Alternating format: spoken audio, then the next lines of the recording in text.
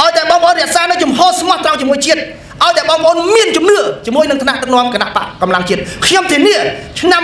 2027ឆ្នាំ2028ថ្នាក់ដឹកនាំគណៈបកកម្លាំងជាតិនឹងនាំបងប្អូនទៅចូលរួមការបោះឆ្នោតទាំងពីរការចូលរួមការបោះឆ្នោតគេអត់យល់លទ្ធផលសមាជទេគេយល់អីគេយល់សម្បត្តិកំណើតមិនចឹងឥឡូវមើលអ្នកណាចូលសមាជគណៈបកភ្លើងទៀននៅឆ្នាំ2023ខែ2មើលអ្នកណាខ្លះលើកដៃមើលបាទខ្ញុំចង់បញ្ជាក់ថាខ្ញុំគឺជាប្រធានគណៈកម្មការរៀបចំសមាជនៅពេលហ្នឹងហើយសមាជនៅពេលហ្នឹងមនុស្សចូលរួមជិត10000នាក់8000កៅអីរៀបពេញហើយមានមនុស្សចូលទៀតរៀបចំលទ្ធផលសមាជពេលហ្នឹងទោះបីសមាជិកគណៈបកភ្លើងទៀនគណៈកម្មការនយោបាយអ្នកខ្លះនៅជាប់ពន្ធនាគារអនុប្រធានគណៈបកជាប់ពន្ធនាគារប៉ុន្តែតែ2សប្តាហ៍អង្គសមាជរបស់ភ្លើងទៀនទទួលស្គាល់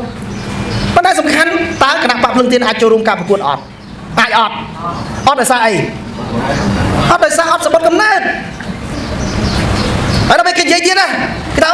ឥឡូវថ្ងៃមុនគេបកស្រាយគេចេះនិយាយពេលខ្លះអាណិតគ្នាដែរព្រោះគ្នាមានសង្ឃឹមតែមួយទេអាចមានប្រជាពលរដ្ឋគ្រប់គ្រងបានគឺអវត្តមានគណៈបកកម្លាំងជាតិប៉ុន្តែបើមានវត្តមានគណៈបកកម្លាំងជាតិគ្នាអំបិលហើយស្ពៃហើយ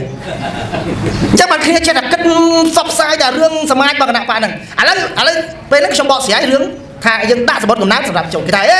មានសម្បត្តិកំណើតប៉ុន្តែអត់មានប្រធានសញ្ញេប្រធានណាវាត្រូវមានអនុប្រធានពេលប្រធានអត់នៅវាមានប្រធានស្ដីទីសូម្បីប្រមុខរដ្ឋក៏មានប្រមុខរដ្ឋស្ដីទីដែរបងប្អូនមែនអាហ្នឹងគេហៅរបៀបធ្វើកិច្ចការងាររដ្ឋបាល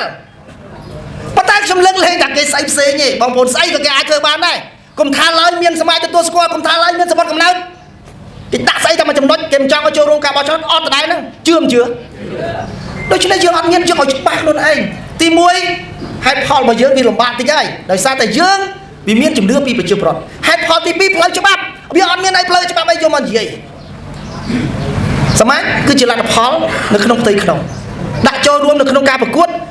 គឺពាក់ព័ន្ធជាមួយនឹងសម្បត្តិកំណើតសញ្ញេចុះហត្ថលេខាដាក់ពាក្យប្រធានអនុប្រធានស្ដីទីបានដូចគ្នាតាមិនចឹងមែនមានច្បាប់ណាដែលប្រាប់ថាប្រធានស្ដីទីសញ្ញេតំណាងអត់បានខ្ញុំអត់មើលអត់ឃើញសោះអ្វីដែលសំខាន់មួយទៀតបងប្អូនគឺជំហររបស់យើងឲ្យតែជំហររបស់យើងច្បាស់ណាយើងអុកកន្លែងណារូបភាពអីកម្លាំងជាតិនេះណាវាគ្រាន់ជារូបភាពតាយើងមិនមែនមិនធ្លាប់បោះរូបភាពចោលណាហ៎សម័យគណៈបកជាតិខ្មែររូបអីគេប្របាទចេញប្រមាណទី7មិនចឹងណាប៉ុន្តែដើម្បីបន្តស្មារតីការតស៊ូរបស់យើងទៀតយើងត្រូវបោះបង់ចោលគណៈបកជាតិខ្មែរយើងមកគណៈបកសំរងស៊ីខ្ញុំនិយាយរឿងអតីតកាលណាហ៎ដើម្បីយើងបន្តការតស៊ូឲ្យកាន់តែជោគជ័យយើងបោះបង់ចោលគណៈបកសំរងស៊ីយើងមកគណៈបកសង្គ្រោះជាតិដោយសារសង្គ្រោះជាតិដោយសារតែសង្គ្រោះជាតិទៅមិនរួចគេរំលាយយើងបន្តដំណើរជាមួយភ្លើងទៀនទៀតឥឡូវភ្លើងទៀនទៅរួចយើងត្រូវបន្តដំណើរជាមួយនឹងកម្លាំងជាតិវាត្រូវតែបរិយាកាសនយោបាយម៉ោងនេះគឺយើងត្រូវតែមានតាក់ទិចប៉ុន្តែពេលខ្លះខ្ញុំស្នើគាត់ថាជំនឿមុនដំបូងបងប្អូនអ្នកនៅទីនេះអ្នកសំខាន់មានជំនឿសិនហើយកន្លែងខ្លះកុំអោយគណៈបកបកស្រាយខ្ញុំធ្លាប់និយាយប្រាប់អ្នកសៀមរាបខ្ញុំនិយាយលើកទីបាត់ពិសោធន៍នៅពេលដែលអត់មានអត់គណៈបកភ្លើងទៀនអត់បានចូលរួមការប្រកួតពេលនោះម្នាក់អូបបាក់ចិត្តណាគ្នាតស៊ូយូរហើយអាណិតពួកស្រុកអាណិតពួកខេត្តកាលឆ្នាំ2017គា